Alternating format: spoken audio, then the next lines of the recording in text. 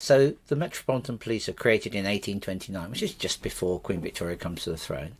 And they're kind of introduced just in London, and then we move right the way through to 1856 before they're established everywhere in Britain.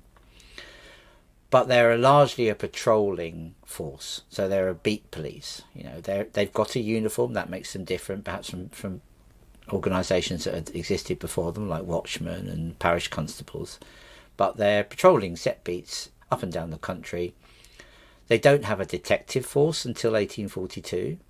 They don't think they need a detective force until 1842, and the British public doesn't really think they ought to have a detective force because that seemed to be a bit foreign. It's a bit like what they have in France. But they do gradually experiment with plainclothes police officers, and they would, investigate crimes in the way that we would expect them to. But that gradually evolves. So what we see the main difference, I suppose, with the police from the 1840s onwards is they are developing that idea of detection.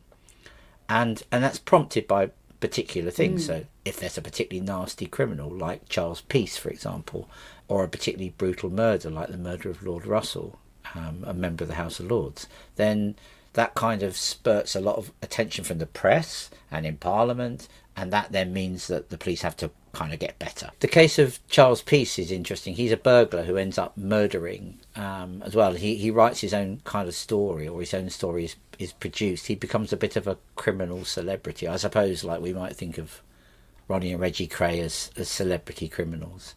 And the murder of Lord Russell, it's the early 1840s. He's kind of murdered in his house, and it looks as if the killer has broken in and murdered him in his bed.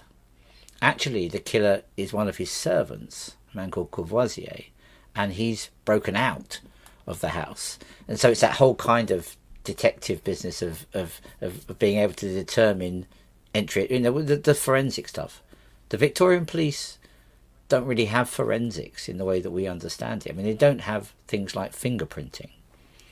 Fingerprints are an 1890s development, really, right at the end of the period. And obviously they don't have DNA, and they don't have access to CCTV, or they don't have things like walkie-talkies. It's highlighted, of course, really sharply in 1888 when there's the Whitechapel or Jack the Ripper murders, which I'm sure everybody has heard of. But the police would have had to have caught the killer in the act. They're not going to find any forensic information, even blood. Even in 1888, you couldn't determine. Not only could you not determine blood types, you couldn't determine whether that blood was human or animal. So someone walking through the street covered in blood might be the killer, might just be a horse slaughterer. So yeah, they're very hamstrung, the police, by that. They get a lot of grief from the press right through the 19th century, but it's probably rather unfair given the tools they had available to them, which was effectively a truncheon, a lantern, a rattle, and then from the later 19th century, the classic whistle.